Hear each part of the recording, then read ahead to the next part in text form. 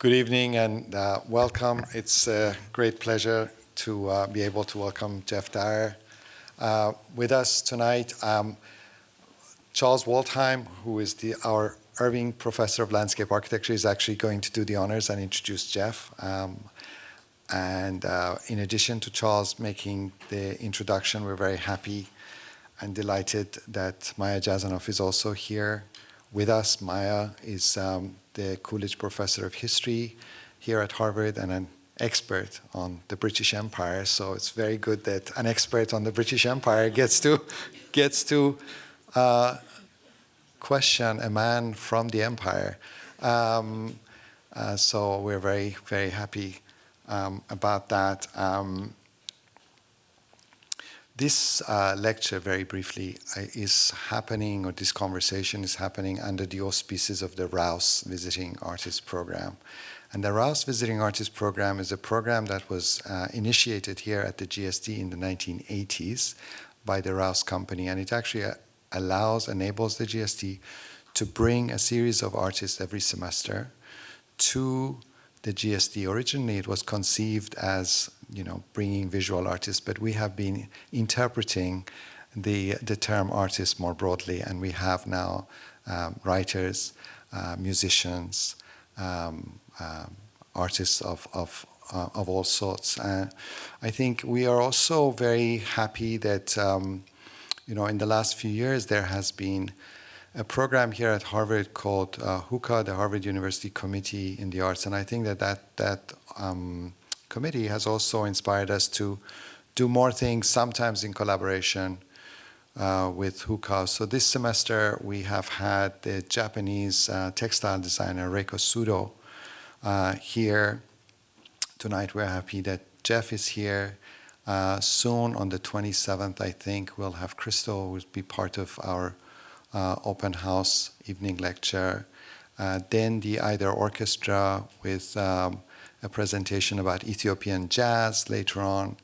And finally, David Netto, who has done a lot of work about interiors, especially Parisian interiors, will talk. So a very varied group of presentations, but we're really delighted that Geoff is here. Just in terms of the structure, Geoff will make a short presentation, and then there will be a discussion, and then soon we will all be able to participate in this discussion. So please get ready to participate, because that's very much part of being here.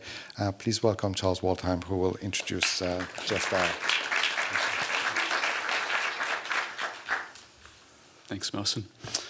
Thanks, everybody, for turning out. It's been already a busy week. I was telling Mohsen a minute ago, I can't remember the last time I was this emotional at this podium. We're here a lot, but tonight's a special occasion for me. I had occasion at the very beginning of my academic career, about 20 years ago, mid-90s, to take an appointment at the University of Michigan, where I encountered a still intact and upright Rudolf Arnheim. And by virtue of me being the most recent member added to the faculty, I was invited to what I took to be a great honor, curate their lecture series. And so I, of course, immediately asked Professor Arnheim, what's really crucial in your estimation in making an introduction, especially when you care about the subject matter, when you have a speaker whose work means a lot to you? Professor Arnheim kind of leaned in to give it a sense of moment, in a not un-Yoda-like way said, "Bring the book." I brought the book. In fact, I brought the most recent book, one of many that we'll cover hopefully in the next several minutes. It's a book, as you know, White Sands, Experiences from the Outside World, that covers off a range of topics touching on, among other things, landscape, memory, land art, and features one of the more memorable takedowns of art history relative to land art that I've seen recently. Of course, before that, Geoff is author of 4 novels and a range of really consequential nonfiction titles. Ways of Telling, a critical study of the work of John Berger. Zona, his take on Tarkovsky's Stalker.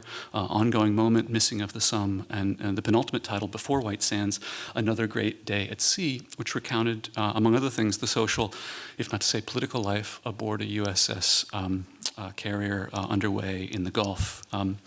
While most introductions to Geoff's work tend to become preoccupied in a funny way on questions of the fiction, nonfiction binary, it seems not really productive in this context. In fact, that obscures as much as it illuminates. In my reading of Geoff's work over many, many years, there's an extraordinary span of scholarship, but equally interesting range of material from things you might associate with art history, through literary criticism, through travelogue, through journalism, ultimately very personal, almost memoir, diary material. Even that alliteration of different forms gets in the way, I think, as much as anything else, of what's underpinning all of this, which is an extraordinary craft with English prose, not to mention the very intricate structuring, most often at its most ambitious, without the scaffolding of chapters. I remember first encountering Zona, the Tarkovsky piece, and understanding that at some point in the first dozen pages, the footnotes would grow vertically and eclipse the rest of the manuscript, among other things. I first was drawn to Geoff's work through his rendering of the lived experience of cities, by now canonical essay, otherwise known as The Human Condition. His depiction of Effra Road, Brixton, among other things, situates the lived experience of contemporary urban life in a variety of temporal and personal contexts. The route never varied, but the experience changed over time. Geoff's account of coming to very quickly habituate himself by acquiring donuts in New York is then transposed across the globe into Tokyo, and a daily occurrence of traversing this major metropolis to acquire said donuts, not to recall London or to experience Tokyo, but precisely to recall that very weak tradition that had been established in New York. It was those experiences that we had that made me suggest to Mohsen that somehow, in response to a conference that Mohsen organized a couple of years ago called In the Life of Cities, which was meant to get at precisely the kind of subjective lived experience of being within the contemporary urban environment, that I thought it might be interesting to introduce Geoff to you tonight. I just recently this summer had a chance to send a piece of Geoff's writing to my thesis students. The first section of Out of Sheer Rage, the piece that tries to come to terms with not writing about D.H. Lawrence and the impossibility of doing any kind of research when first choosing where to live, London, Paris, Rome, or Athens. I thought that might be an apt kind of summer reading, and I paired it with Roland Barthes, the writer on holiday. In a way, of course, there are many, many things to say here. I happened also, over the course of the last several years, to become such a fan of Geoff's work that Sienna mentioned at some point, why is it on every vacation, every holiday we go on, I would be bringing one of the Dyer volumes? Who is this Dyer that we're spending our vacations with?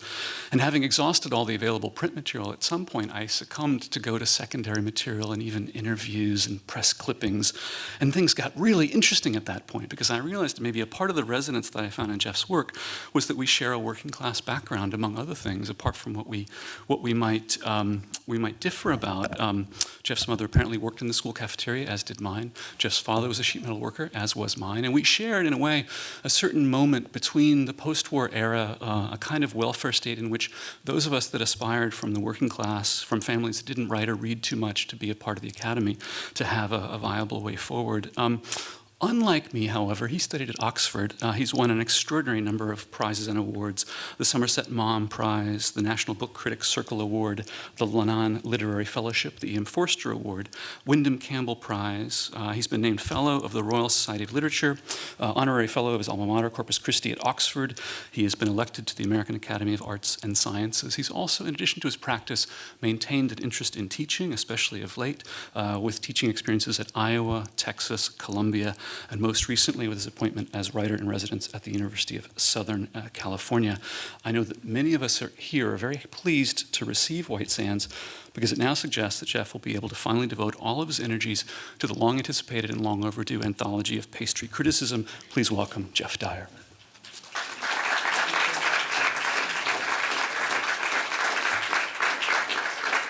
Yeah, thank you for that great introduction, Charles, really. And God, what a great series of talks coming up. I mean, the one on what have you? Ethiopian jazz. God, I saw Mulatu Astatke just a month, 6 weeks ago in London. How old is he? But still going strong. My God. So yeah, and I'll just pick up with one of the things that Charles said. I think this thing of, it was a beautiful introduction, and there's nothing I like doing more than introducing books that mean a lot to me. It's just such a wonderful thing, you know. So I've written the introduction to Roland Barthes' Camera Lucida, a book that means so much to me. And if I'd been told when I first read that book at the age of 24 or whatever, that I would one day, as it were, end up between the covers with Roland Barthes, it would have just been an unimaginable kind of honor and pleasure. So yes, introductions are great. And yeah, the format of this is that I'll speak for about 20 minutes, and then it'll basically, I'll get more and more diluted as the evening goes on. First it's me solo, then it's a duet, and then it becomes this totally interactive thing with Maya, me, and I hope all of you. I've been asked to talk about the range and breadth of my writing and my interests, and since I always do exactly what I'm told, that's what I'm going to do. I'm going to talk about the range and breadth of my interests. But since it would be a bit strange, really, and possibly boring for you if I just sort of stood here and boasted for 20 minutes, I thought I would fulfill the brief by also turning it around, if you like. So I guess that would be the first thing to emphasize about how this range of work has come up. I always like to see if there's an alternative, different, or maybe overlooked way of approaching a topic, especially maybe something that people overlooked who are more obviously experts in the field than I am. Obviously, in this case, I'm probably the leading expert in the field, possibly the only person even remotely interested in this field, my work. But that still makes me the world's leading authority on my own stuff. Just to give you a sense of this idea of sort of noticing things that other people have overlooked, my book about the First World War, The Missing of the Somme, in that I had an idea about the First World War that was so original and so groundbreaking that nobody had ever mentioned it before, namely that the key thing about the First World War is that it took place in the past. We'll come back to that. It was maybe not such an idiotic observation as it seems. But yes, range and breadth. This is one of the obvious strengths, I think, of this, you know, what's added up to a highly unusual body of work. And I mean, how great to just be able to stand here and use that phrase, the body of work phrase. But that, once again, pausing and moving sideways is something else to emphasize, while parenthetically observing that this constant urge to move sideways might well be a crucial way in which this breadth has been achieved. I think it's a crucial thing to emphasize that, of course, a condition of making this body of work is that I never thought that I was making a body of work. I thought I was just, you know, writing one book after another. To me, it felt very much like just ploughing my little furrow. Anyway, the best way to explain the strengths, the things that have led to this range, is to talk about the weaknesses, because in writing it seems to me strengths and weaknesses are not synonymous exactly, but they can be usefully dependent on each other. So I'll spend a bit of time talking about these weaknesses. First of all, an almost total inability to think of stories. Maybe if I'd been able to think of stories or of plots, or even if I had more of the impulse of the storyteller, I might have ended up being more of a straight down the line novelist than I've become. So I think because of that inability, because of that lack of what is surely one of the most essential tools in the novelist's sort of woodshed, I was always going to have to become some other kind of writer too. I was always going to have to be something of a non-fiction writer. Second, and this is something that I actually became conscious of very early on, before I became a writer, was a quite amazing inability to sit for any length of time in reference or research libraries. I really became conscious of this as an undergraduate at Oxford, where our tutor said that the basic educational tool at Oxford was the Bodleian Library, one of these research libraries. And, you know, I always found the procedure of getting hold of the books you wanted so daunting.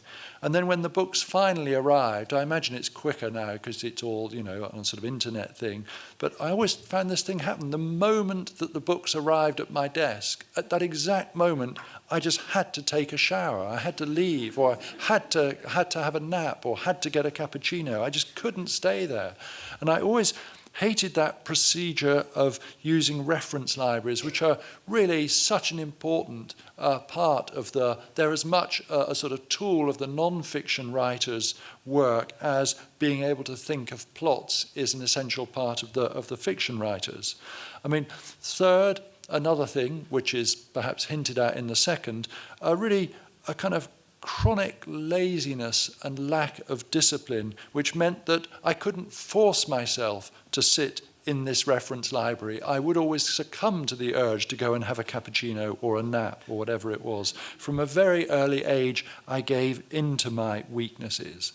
And once we move into the realm of writing, the first writing I did was book reviews, I found that I really hated doing the boring stuff. You know, there's this great essay by James Wood about Keith Moon called The Fun Stuff.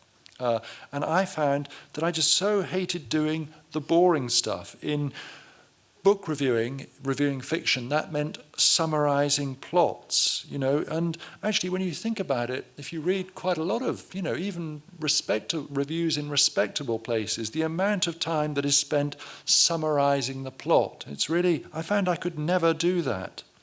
What could be more boring than that, not just for the writer, but for the reader? And then more broadly, I found when I was writing my books, the bits that I enjoyed least were the bits that involved conveying information or facts. I mean, I can't emphasize enough how much, actually I still hate doing that. And fourthly, and relatedly, it would be this habit of extreme impatience. I wrote a book about D.H. Lawrence, who said something very relevant in this regard. He said, when I was young, I had very little patience. Now that I'm older, I have none at all. And that's a sentiment that I've absolutely shared, or a sentiment or a way of sort of immaturing with age, which I've shared with Lawrence. Now, these things, the inability to think of stories, a sort of laziness, an aversion to reference libraries, and impatience, on their own, of course, these are, you know, if this were some equivalent of putting your personal information on a sort of a personal ad, a dating thing, you wouldn't get many responses. But it seems to me, I mean, they're unattractive qualities. But I think the extraordinary thing is that if you put them together, then these feeblenesses, they can become really a quite volatile, potent, even explosive mixture and this if is very important, if you have the courage and resourcefulness to keep faith with them. You know, recently something strange happened. I don't know if it's ever happened to you, but I was Googling something on the internet, and I accidentally Googled my own name. I don't know if you've ever. It's extraordinary. It just happened, and I chanced upon some reviews of my recent book, and one review in particular was by a writer called Rob Doyle, and he said something which is so obvious, one of these many things that are obvious, so obvious that it never occurred to me before. He talked about how many books that come out could actually have been written by anyone.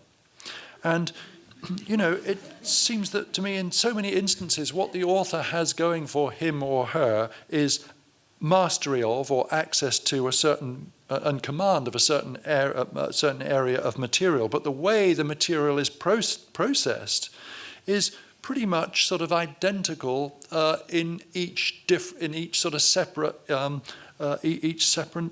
instance. Whereas he was saying, quite nicely, that this wasn't the case with my books, because it seems to me that what I've been able to do is to take all those weaknesses that I've itemized, those weaknesses that really no one else would want, and make books that are unlike the books that anyone else has written.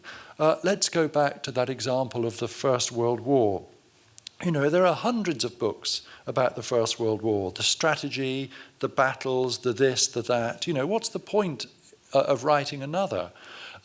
Whereas it seemed to me, I felt there was some room to articulate my own take on this much written about event.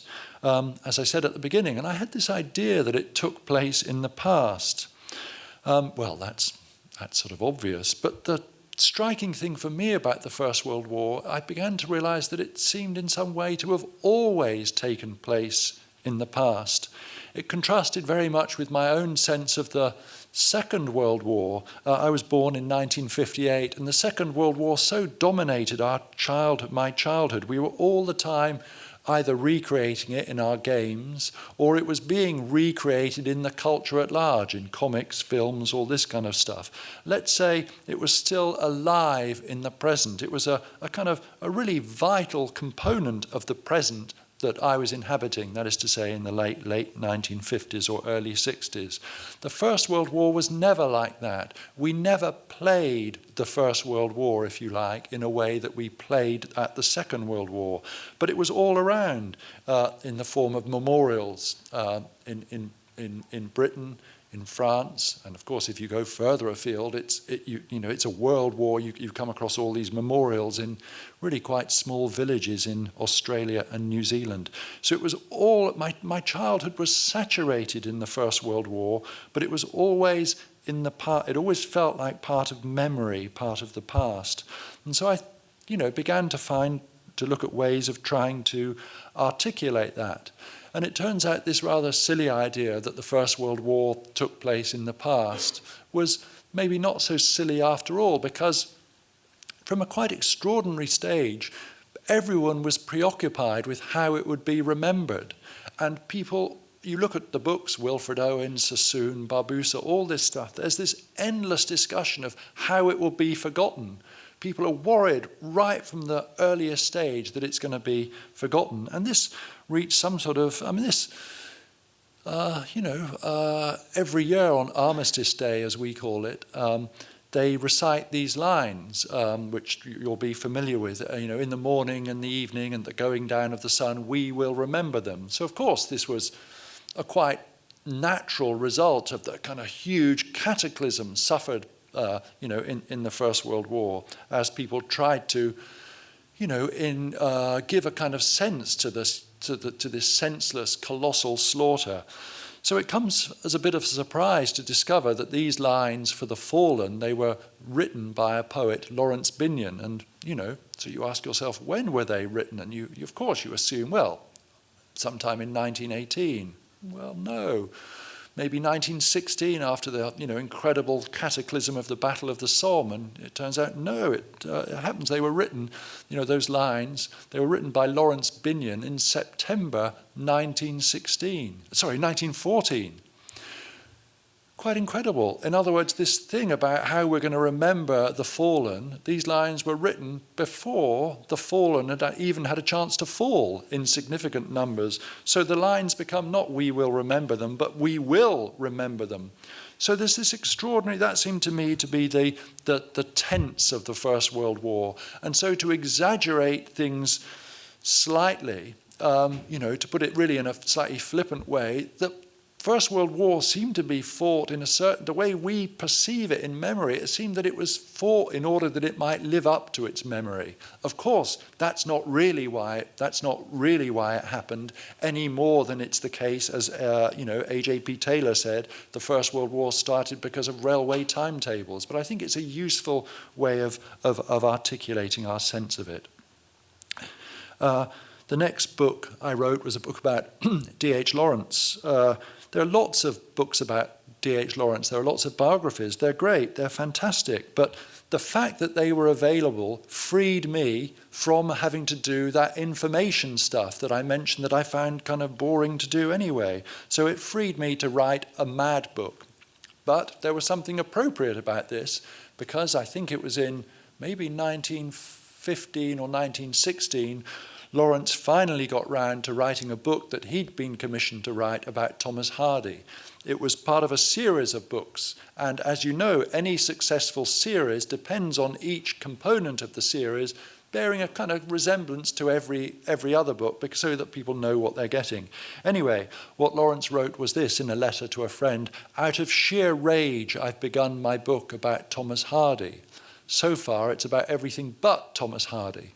So it seemed to me there was scope, it was appropriate to write a book about D.H. Lawrence, which, if not about everything but D.H. Lawrence, was about a lot else beside, and that by doing that, maybe I could convey something about D.H. Lawrence, which these biographies and other scholarly books, which I repeat, I really, really love, didn't do. So I think maybe, there was this, I just had a sense that maybe there was just this little, there would be some little unoccupied area that could still be usefully addressed. And years later, I took great heart from something that Diane Arbus said. Diane Arbus, obviously a great photographer, she said about herself, "I do feel I have some slight corner on something about the quality of things." And it seems to me that's all you need, really, just some slight corner on things. Let me put it like this as well. I talked about these weaknesses, and I love tennis so much that, I'm having these sort of tennis lessons now, and my coach is always talking about my weak backhand. He says, you've got to get that backhand better, because if I'm playing you a match, all I'm going to do is just hit it to your backhand the whole time. Of course he is. I mean, you've got no choice but to develop your backhand. What I find so nice about the writing life is that you can say, yeah, my backhand's really weak. I'm not going to bother with the backhand at all. You can just develop your peculiar little strength. And if you take a really extreme example of this, Nicholson Baker, say, Nicholson Baker, his game consists almost entirely of the drop shot, doesn't it? If you're a writer and if you've got enough confidence, you can just focus on your strengths and abandon just not even try to cultivate to bring the weaknesses up to strength. I should perhaps also add that at one point I was commissioned to write a book about tennis. It was a book that I'd so badly wanted to write until I was faced with writing it, whereupon, just as a diversion, I ended up writing a book about, as Charles mentioned, I wrote this book about Tarkovsky instead, and my publishers, to their great credit, accepted this in lieu of the book about tennis that was commissioned, when they could quite easily have claimed that it didn't fulfill the terms of the contract. I think I'll also mention something here. I mean, that was sort of a failure to write that book, but I'd like to talk about, this thing of the absolute, the lack of success in commercial terms of my, in fact, in any terms of my early books. I mean, how clearly, how early I've just managed to avoid the sort of catastrophic the consequences of catastrophic early success. I was able to move from one subject to another because really the stakes were so low. Quite often you hear from, I've heard from my writer friends about how their publisher was pressuring them to do this kind of book, to do a more commercial kind of book, more in keeping with one they'd maybe written earlier. But actually, because each book in its own unique way was a flop, nobody really cared whether I went on to follow up a novel with a little book about the First World War. And this might be sophistry, but I had to persuade myself that this was actually that the failure of each book was in some way part of a larger scheme of sort of successful endeavour. I mentioned my reluctance to do research, and it's true, I can't do research, which I always perceive as being something sort of rather more organised than what I do. But what I do have is an absolutely inexhaustible ability to read about stuff I'm interested in. So, for example, I never ever get tired of reading about Bob Dylan. I can just keep learning about Bob Dylan. And it seems to me that really what I'm up to, what I do in my books, in my sort of writing life, it's much more like a hobby for me. And as we know, nobody ever gets fed up with their hobby, do they? I mean, the hobby is precisely the thing that people devote an inordinate amount of time to. So always for me, the books have felt like pursuing a hobby. And it's been a way of just finding out about these things that I've been passionate about. And this is where I'll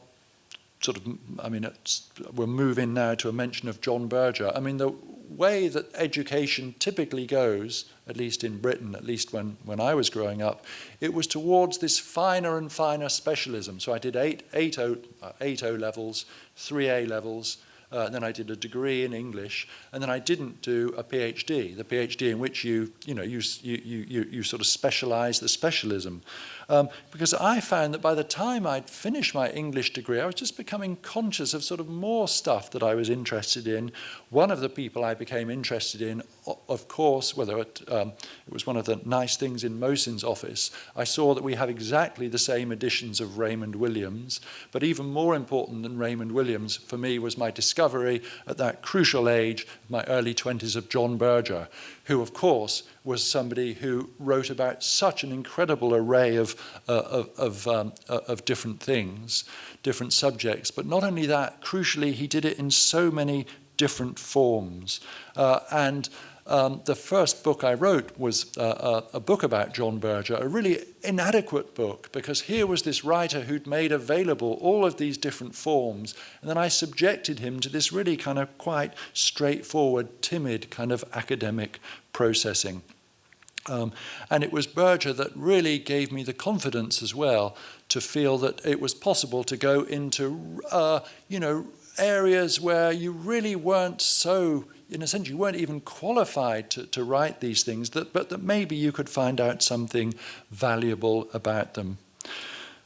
Let's see, I've talked about weaknesses, and I guess the other thing that, in terms of, I want to flip it around again. We've talked about breadth, but I want to talk about, in a sense, certain narrownesses, some certain continuities. Yes, the body of books that I've produced, it's very wide-ranging. The fiction has tended to be really very, very concentrated. I tend to only be able to do a few things in fiction. In the non-fiction, there are certain continuities and consistencies that I'll mention. One, and this was something I was so glad when Charles mentioned this, there's been a constant sort of ongoing preoccupation and interest in some sort of formal innovation. It seems to me to have written about a wide variety of things, but always using the same formal template would add up to nothing. The idea is that you've got to arrive at a form that is uniquely appropriate for one subject, but of course that's not then transferable over to the next subject. Who was it? Was it Clive Bell or Roger Fry who arrived at this idea of significant form in art? But I think what I've been interested in is the discovering appropriate form. Then within this kind of variety of non-fiction books, they've been about a lot of different things, but I'm so conscious of a number of underlying continuities. And one of them, I think the most important one for me, has been this a real abiding interest in place. And not just place, but also, I think, time in a particular place. The way that the temporal can, in certain places, manifest itself in the spatial. In other words, if you like, how history becomes part of geography. And really, I keep coming back to this because it's where I became conscious of this in the First World War, when I came to this memorial in the territory of the Somme, the department of the Somme in France, came across this memorial to the Battle of the Somme in those huge letters, the missing of the Somme.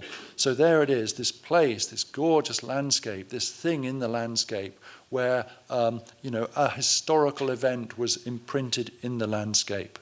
And that's been an abiding preoccupation, and it's the one that I address really most directly in this in this new book, where I talk about certain places where time has stood its ground.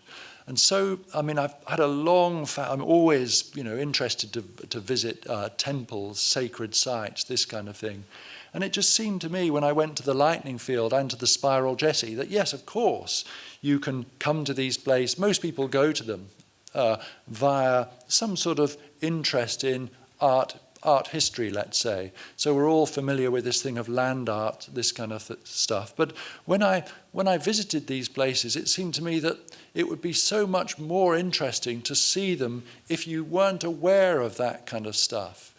If you just came across these places, you come across these, however many poles it is that you get in the lightning field, these shiny rods, or you just come across the spiral jetty, and you would think, God, what is this? And it seemed to me that in some way the least interesting way to articulate your experience of these places was by reference to the kind of discourse that was closest to hand, that is to say, the sort of art forum or frieze one.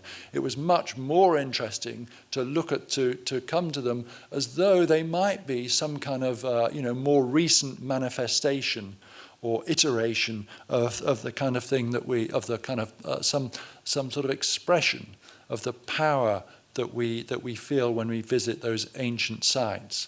And for me, this is, I think, the single most enduring preoccupation. It's that sense that I when I come to certain places, and almost like a sort of there's almost some sort of Geiger counter, and you come to a certain place, a memorial or an artwork or whatever it might be, and you feel some sort of power both converging on it and emanating from it. And it's exactly that, I think, that I've been most interested in. So just this morning, I was aware that there was a place where I might have that experience. I'm not going to talk much about it, but I've been wanting for a long while to see the memorial to William Lloyd Garrison down there on the Commonwealth Avenue, I think it was. And as I approached it, there was I felt that very familiar thing of both something converging on this memorial and emanating from it. Anyway, that's the solo part of the evening. And now let's do a duet, Maya, because they've had enough of me. Yeah, thank you.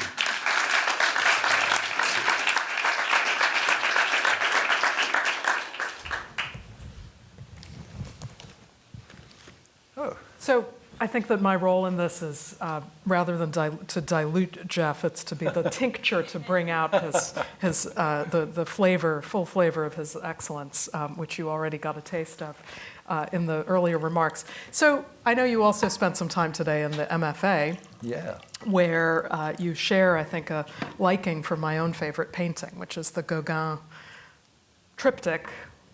Where do we come from? What are we? Where are we going? First of all, what is it that you like about that painting?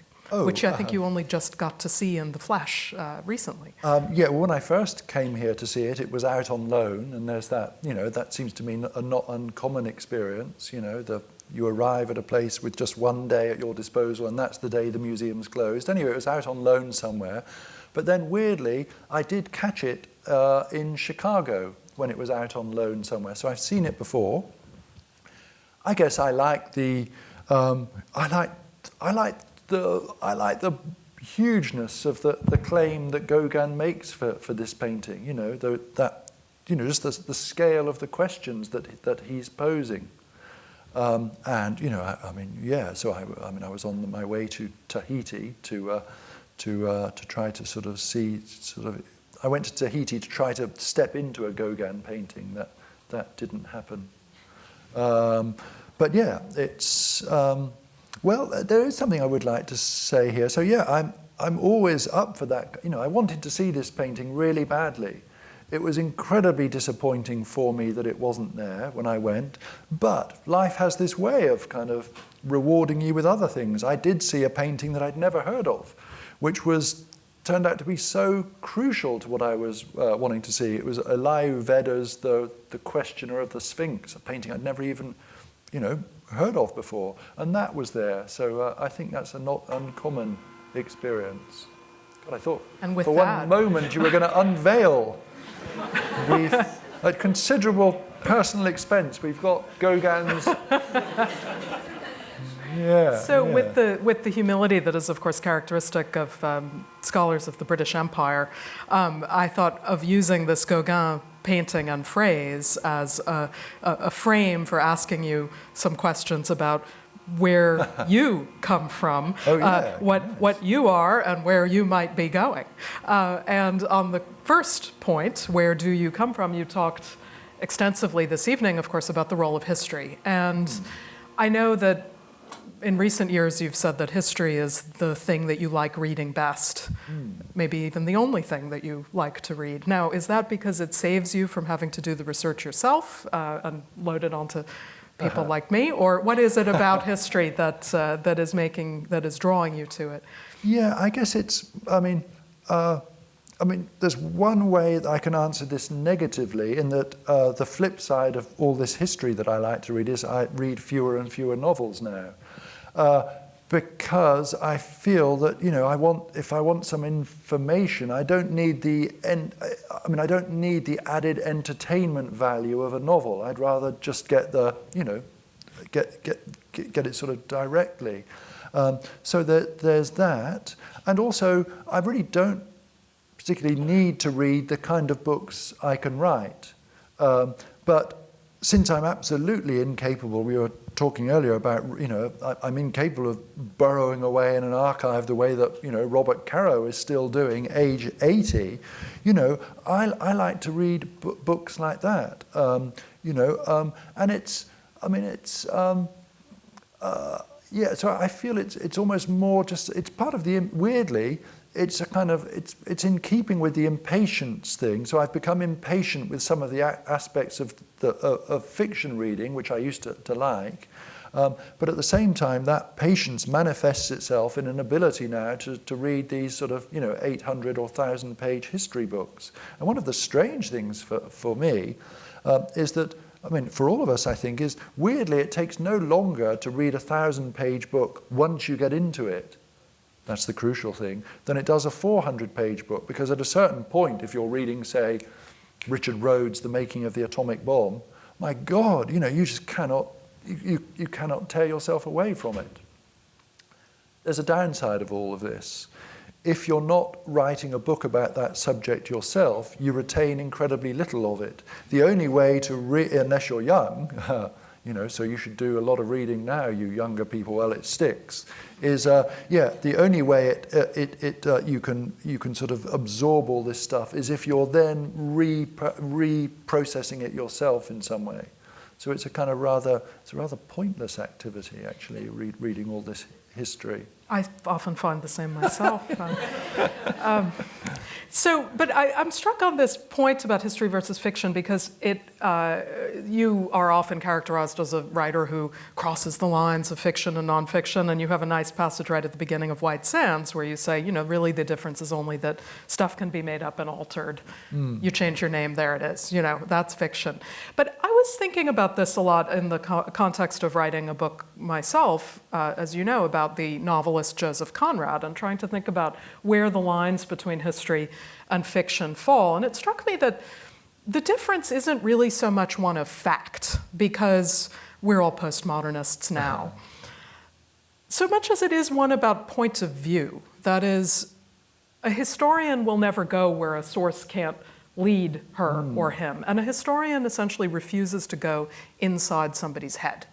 Whereas an author of fiction, of course, does go inside somebody's head. And so for the historian to use fiction, I think in a useful way, a meaningful way, is to let it take the historian into somebody's head. I mention this because I'm struck in your writing of the one constant across the fiction and the nonfiction and whatever we call everything in between, which is the centrality of the I. The I, you're the one seeing. The I, you're the one telling. I just wondered if you had any thoughts on this distinction. Nice. I'm point taken and objected to at the same time. Is it possible to have in the courtroom they say objection, it either says sustained or what's the opposite of sustained or yeah. So I think this would be both sustained and overruled, because quite often I'm there. I'm there quite often as a sort of character, a persona. But that's not always the case because, for example, in the book that's most about looking, in a way, the history of photography, the ongoing moment, I mean, I certainly don't appear there as a character. I'm there only as a kind of organizer of material or a sensibility. But then, there's always a sensibility there. So I mean, so yes and no. But I think that there's so much going on in this because also, although I'm not there, there's none of the sort of slapstick that there sometimes is when this lanky character appears in the book. I guess I am there in that way that a writer is always there, I think stylistically, because as we know, style is not something that it's not like some varnish that you apply at the last moment. It's absolutely intrinsic to a mode of perception. So the selection of the photographs that I look at, the way in which this quite in a way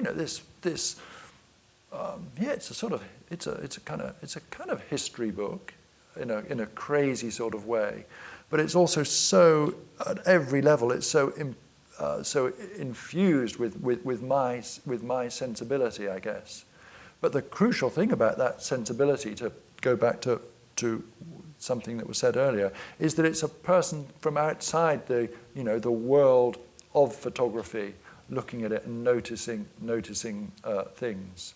So the whole method of the book really is quite an unusual one. And I looked at the way that a load of different photographers photographed the same thing, which nobody in the photography world had done before. And then actually it turned out they quite liked it. So yes and no. I wonder and I shouldn't flatter myself like this, but what you've said could apply to a big part of John Berger's output as well, although if you'd said it to him, he would go into one of these deep Berger trances and say, no, but because he would say another part of his work has been to just serve as sort of mouthpiece, to be the conduit for some sort of stories that were, sort of circulating in the kind of, he was giving voice to these stories that were part of the peasant community, that he'd been living among in the last phase of his life. I think historians tend to see themselves as conduits for stories more readily than they see themselves. I mean, certainly the I is not placed centrally in a history book, but I also think that we fool ourselves by thinking that the I is not present. So in that sense, perhaps you're the most honest form of historian there could be. Yes, but you sort of sign a sort of oath, don't you, as a historian, Absolutely. To be faithful to the archives in a way, and that's a you sign an oath, I take the fifth, as it were.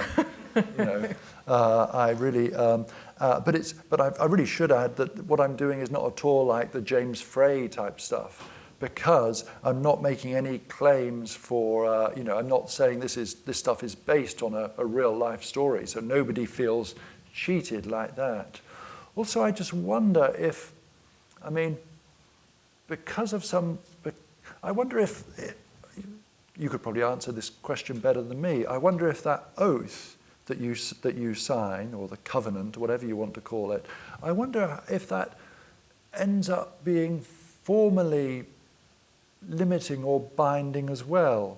I mean, obviously, Simon Sharma does his book Dead Certainties, but he has to sort of advertise that as an unusual book. Or T.J. Clarke's The Sight of Death. He really has to say, yeah, I'm stepping out of my normal kind of thing now and doing this. Whereas I feel it's, I feel that what I'm doing can be, it's just, it lends it, I mean, I'm able to be formally independent in a way that formally do you feel that oath binds you formally? When I was inducted into the lodge, I was told that if I didn't write my books in a certain way, then there were punishments behind the curtain, So, no, seriously, question. I think I do think about this a lot. I mean, I think that the way that, for all that historians recognize now, that of course we're all postmoderns. We know that our opinions are going to be working themselves into the book in some way.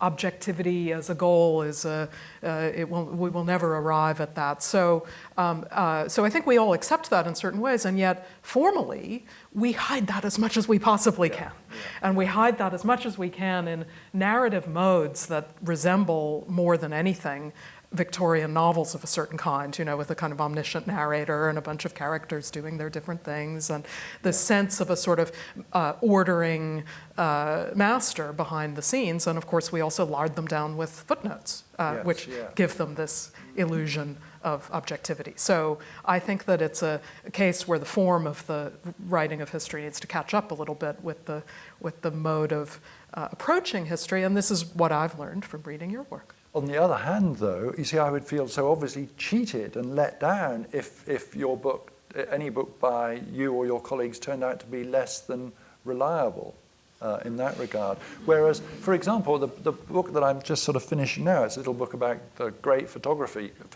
Garry Winogrand. And,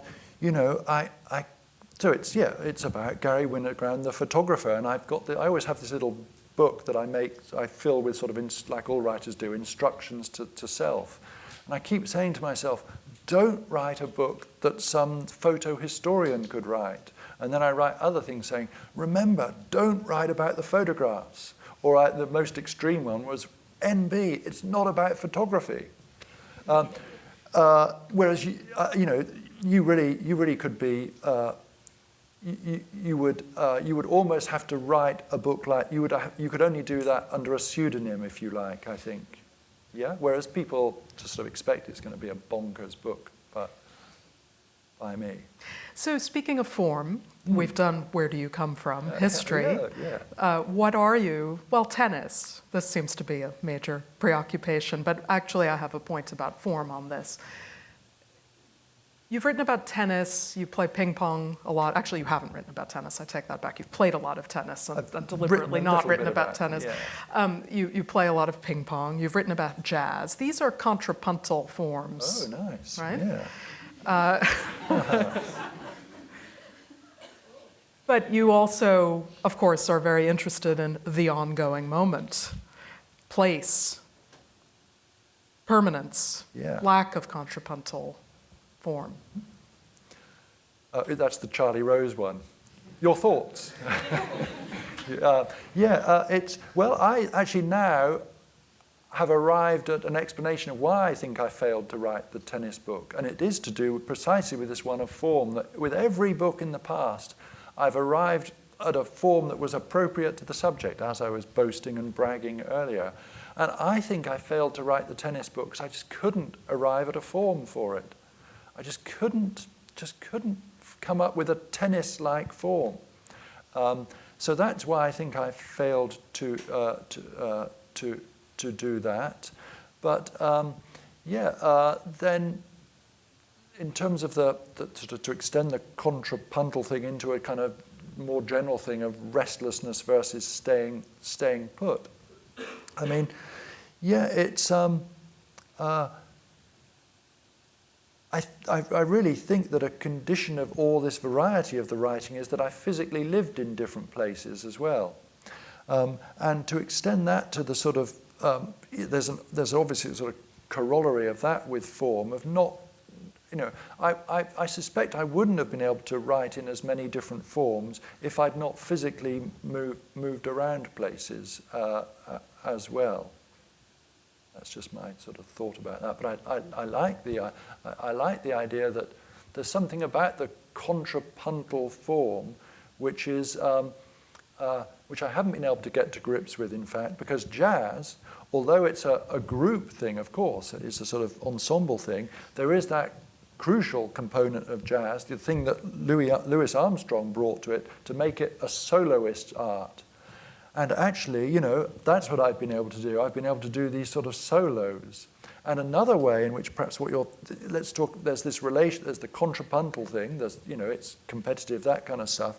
I've never, unlike John Berger, who I've tried to emulate in so many ways, he's such a great collaborator, I've never ever been able to collaborate at all on anything. Just haven't been, the nearest I'll have come to collaborating is actually this book about Winogrand. There I'm collaborating with this photographer. But of course, the great thing about it is that he's dead. So that I have the last word on everything, and I can make these claims about his photographs, which are really quite, I mean, I just say crazy stuff about these photographs, you know, and make a point of being able to, you know, saying things about these pictures which are so obviously like nonsense, but that's what I'm doing in my solo, if you like. Yeah. Just about answered your question. Nicely done, nicely done. Well, this takes me to where are we going? Oh, yeah. And place. And you've written a lot about travel. And one of the themes that comes through in a lot of your writing about travel, a lot of your writing about everything, is the theme of disappointment. Yeah. Expectations and disappointments. What's worse, going somewhere that you've thought about for a long time, or going back to somewhere that you've already been? Tricky, isn't it? You know, I don't know. But in the book, I do deal with this thing of disappointment and actually say how, you know, the alternative to being disappointed from time to time is being resigned. So I'm quite glad that I'm capable of disappointment because it shows I'm not resigned.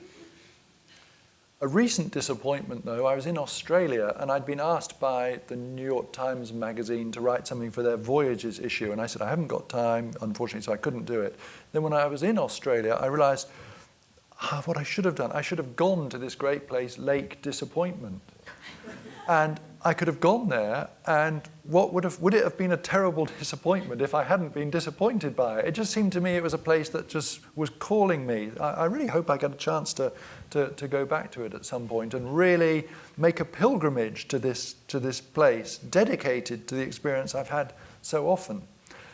More broadly, this thing of where am I going and disappointment, I mean, it's one of the things I think that makes the writing life interesting, that you just don't know, you know, how long you're going to be able to do it for. There's so many things that can go wrong. You can have too much money. You can have not enough money. Your brain can pack in all of this kind of stuff. I mean, I'm so interested in the writing life, to the extent that I'm even quite interested to find when the point will come when I just can't do it anymore. So that's where I'm still sort of curious in that regard, and it won't come as a terrible disappointment to me when I can't do it anymore, I think. You'll just be resigned to it. That's a beautiful bit of therapy there. Thank you. Yeah. Well, now that we've unfolded all of these elements, I'm sure there are many people in the audience who have questions for Geoff, and there are mics to go around and capture them.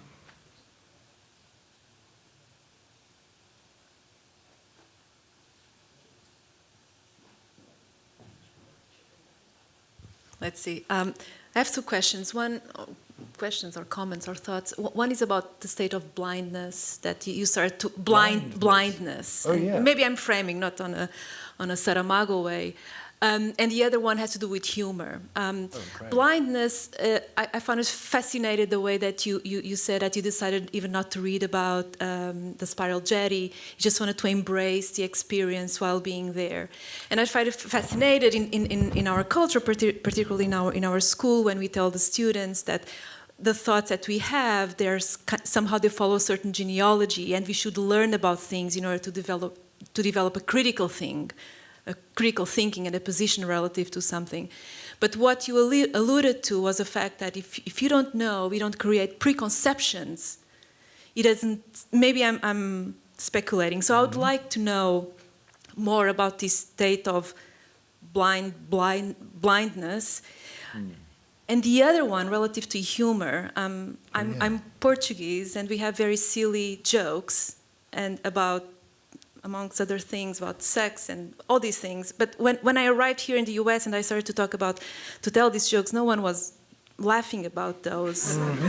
And I start to speculate that humor is one of the most cultural base forms of legacy. And when I heard you talking, I was like, this is kind of Monty Python humor. It's a British humor. Even what I was laughing a lot when I read White Sands. So those two topics. Great, okay, yeah, I mean, God, as you were framing the first part of that, my reaction was sort of eek, because, I mean, what I would never want to do is to be promulgating or suggesting that some sort of willful ignorance or whatever is a good approach. And I am aware that with that book, the Lawrence book, it could so easily become a kind of a template for an excuse for laziness. So, I mean, what I was saying, I hope, about the spiral jetty is something slightly different. More that actually one of the peculiarities of a certain way of writing about art is that you can sort of look at it with your eyes closed. And I found that actually there were other ways of this lovely phrase of Rilke's, where he talks about standing in front of a work of Cézanne's and looking at it more seeingly. So it just seemed to me there were other ways of approaching the spiral jetty. And what I really should add is that I'd read a certain amount about the spiral jetty and the lightning field before I went, not too much. But then before I wrote by the time I wrote the piece, I like to think I'd read pretty much everything that had been written about them, because I can't think of a single topic that is ever diminished by your knowing. Every topic that's genuinely interesting is enriched gets more interesting as you know more about it. So just in case if there's any suggestion of me corrupting young people, no, I'm really, I really like, I'm really, I really want to find out about things. The humor thing is great, of course, music to my ears, because just we were talking about style isn't some sort of varnish. And equally, this thing, humor, is not something that you sort of sprinkle on at the end like seasoning, a bit more pepper or salt, It's so absolutely embedded in what you are. And you're right, it's very culturally specific humor, isn't it? And it's one of the things that we, the British, have going for us. You've got to have a sense of humor when you come from that country. And crucially, and this is something that, again, I say in the new book, I think I even quote it from somebody, it's a colossal mistake to think that the opposite of funny is serious. Because as we know, the opposite of funny is unfunny or not funny. You can be funny and serious at exactly the same time. And that's a tightrope, if you like, that I think we British have been very, very good at treading. And it's one of the reasons why I feel particularly not at home where I'm living now in LA, because it really isn't, it's, in a way, there's no, you don't need to have a sense of humor in LA. In fact, it's a positive impediment in some ways. So, yeah, that would be my response to that. Thank you.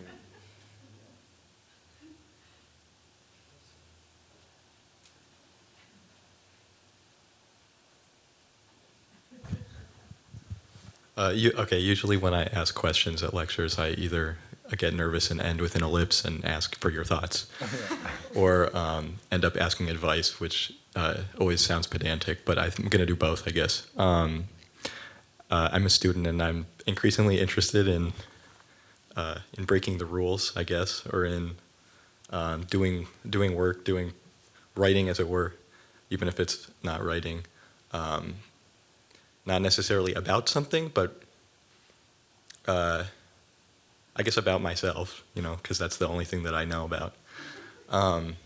So I'm interested in how you go from writing book reviews and doing the boring stuff, and somehow writing those things about yourself. And I always think also about, if I want to start breaking the rules, I have to have this idea from jazz. You have to have the chops to do that. Yeah. So I guess you also have to invest energy and time into doing the boring stuff. Maybe you don't. Your thoughts?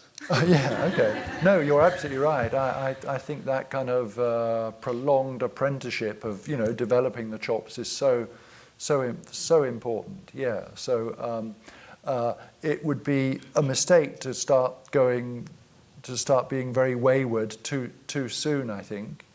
And also, it's funny, this thing about writing about oneself. I think in a way, I get a lot of this from my students. They're writing about themselves. We were doing this essay course, and so several of them handed in these essays. It was basically my weekend of being completely out of it at Coachella or whatever. And I read these things, it has to be said, with zero interest, absolutely zero interest, because they were just writing about themselves. They hadn't, the thing is, it's not about writing about oneself so much as constructing yourself on the page. And I think quite often when people are just writing about themselves, you can read it and feel a certain amount of embarrassment, because this is sort of, I'm hearing stuff that you just feel that sort of embarrassment. Whereas I think if you're sort of creating yourself with the writers who create themselves on the page, you don't feel that. And I believe absolutely it's a condition of being able to do that is that you've done that, you've put in the, what's the term, the sporting term, you've put in the hard yards and done the more disciplined kind of thing. May I ask how old you are? 25. Okay, you can in a few years will allow you to get out of the strict harness of more orthodox writing. But you actually, the way you phrased the question so suggested that you knew the answer in advance.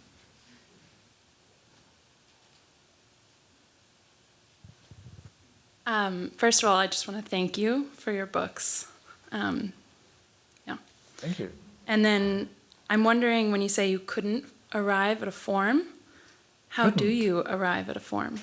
Oh, I do arrive at a form. Well, it happens either quite early on or late on, but it's always a result of some, as I was saying, appropriateness to the material. And what I do, I just try to write stuff without any thought for how it's going to be arrived at. And then at a certain point by dint of accumulation, some kind of little glimmer of how the form might work will arrive. And with some books, it came to me quite soon. So with the jazz book, it really, I was writing this stuff and I realized, oh yeah, God, this idea of it being a series of improvisations, that could work. With the photography book, I sort of knew right at really a very early stage as well. And with other books, it came much, much later in the day. So with the First World War book, I had all this stuff, and it was really quite late in the day that I found a way of organizing it. And for me, I know of no, it would be so great because I never write proposals for books. I never do a synopsis and then get a deal from the publisher, because I've never found out a way of answering these structural or whatever questions in advance. It's for me always been entirely about trial and error. It's an inherently incredibly inefficient way of proceeding, but I know of no other. It would be so great if one could answer these things in advance, but it seems to me it's something you can only arrive at by dint of having put in a certain amount of time and having written a certain number of words. The Winogrand book that I'm writing at the moment is very different to that, because somebody there was this, there was a form of a book that I liked, and I couldn't think of the appropriate subject matter for it. And then I had lunch with this publisher in Texas, actually. I turned up, really just hoping to get some nice free photography books. And we sat down, he said, I know what your next book's going to be. I had no idea what my next book was going to be. And he just described to me exactly the book I wanted to write. It was wonderful. So in that instance, somebody, somebody did sort of, as it were, give me the form, and all I had to do was fill it in. That was great. Oh, yeah, thank you. Thank you. Thank you for your talk. And yeah. And I had a quick comment and a quick question. I really appreciated what you said about the First World War being in the past, even when it started. And in history, there's a tradition of thinking that a century actually doesn't start from the first year of like the change of the century, let's say 1800 to 1900. It's usually 1815 to 1915 or something where an event marks the beginning and an end of a century. So say Waterloo, and then the end of the First World War would be the 19th century. So in a way it fits that the First World War was always in the 19th century in that sense. And I'm just like, we're in 2016 now, so the 21st century should kick in anytime. But God, Maya will have something to say about this. I'll just, for my quick question that is not related to the comments, I think, whenever this, I find it really hard to reconciliate when a person with a lot of talent and a lot of body of work, as you said, says, oh, I'm just, lazy, or I'm not I'm not very prone to, but writing is just like the hardest thing that at least I find for me. So I'm just wondering, do you have is it actually true that you're lazy or that you enjoy it? Or is it like that you have this sense of discipline that you force yourself to do, or is it that you find writing really painful but somehow you just plow through? Yeah, it's interesting. I would quite like to sort of compile there's this weirdly competitive thing among writers, among who is most lazy.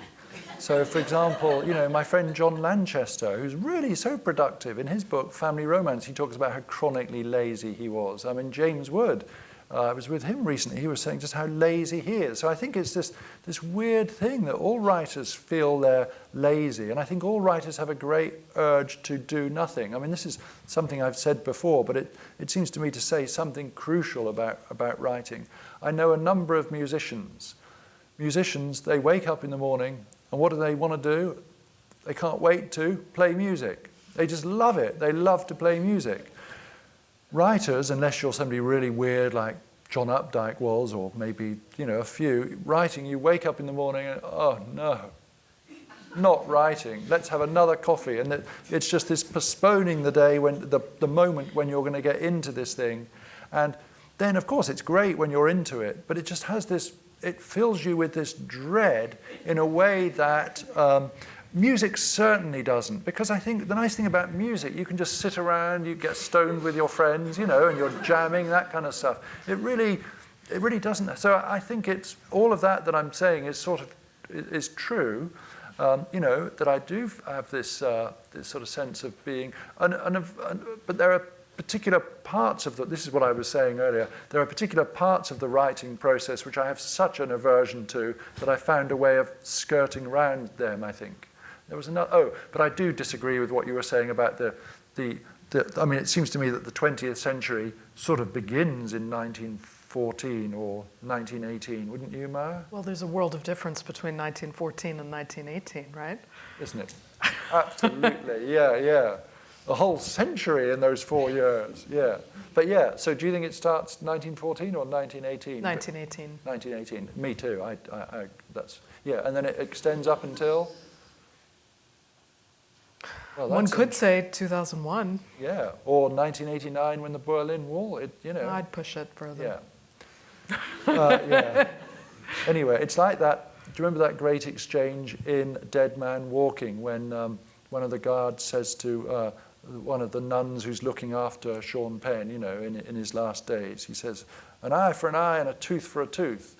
And she replies with another sort of contrary bit of scripture saying, you know, he says, "I'm not going to get into an argument with a nun. I'm not going to get into an argument about history with a proper historian." Yeah, I guess we're kind of... I'm curious to learn more about your process. I mean, we've had a number of questions, I think, related to that. But has it evolved over time? Has it changed over time? Or is it the number of cappuccinos that you have in between? Do you know, I would say that my working habits have remained so consistent, really, from the time that I started writing, living, you know, on unemployment benefit in England in that idyllic period in the early 1980s. And they really haven't changed much at all, except that with the, you know, except now I've like sort of all slightly older people, you know, of course I use this thing called the internet, but it's amazed me how unchanged it is. In fact, I even go so far as to say it's unchanged since I was a student at Oxford, really, where, you know, each week we'd be assigned a writer to read. It would be, you know, whoever it was, Thomas Hardy, let's say, and then you'd read all the books about Thomas Hardy, and you'd see your tutor once a week. And that Oxford system of, maybe it's the same here, where it's sort of very much self-education. So it's just continued like that, really. And although in the 1980s it was a great period for evening classes in London, I could see the social and romantic attractions of going to evening classes. You could make friends and, you know, maybe have romance. But the idea that if you really, you know, the idea that you'd need somebody else to sort of tell you how to learn something seemed so extraordinary to me. So that it really, basically, I mean, it's a Martin Amis joke, you know. It's been so consistent that when I look back on my life, I'm 58 now, I look back on it and I think, oh my God, it really has just been 40 years of homework. And that's what that's what it's been. And when I was young at school, I mean, I would always we'd get an essay to be done over Christmas. And this is the weird reconciliation I've made between laziness and self-discipline. So you know, what a downer. School's finished, and then you've got to do an essay over the Christmas holidays. And I would always do that essay on the very first weekend, not because I was so diligent and such a keen student, but just to get it over with. And that's how I've weirdly reconciled that sort of... It was because I so wanted to be doing nothing that I couldn't bear to have this weight of the essay hanging over me until the day before the next term began. Which is such a wise answer. I'm tempted to add something like Om Shanti or something. Yeah, Mohsin.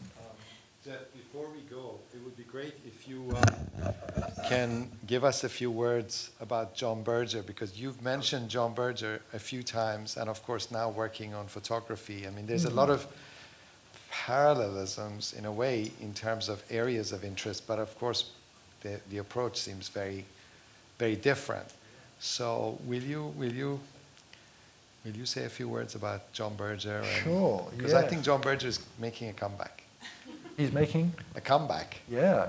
And John Berger is going to be 90 on the 5th of November this year. God, what can I say? I mean, he's been the most important influence on me as a writer for those reasons that I mentioned, the confidence, this kind of thing. But also, I mean, really important. He's 90, and I think it's one of these things we hear, that one of the crucial things about remaining sort of young at heart has been that thing of endless curiosity for Berger.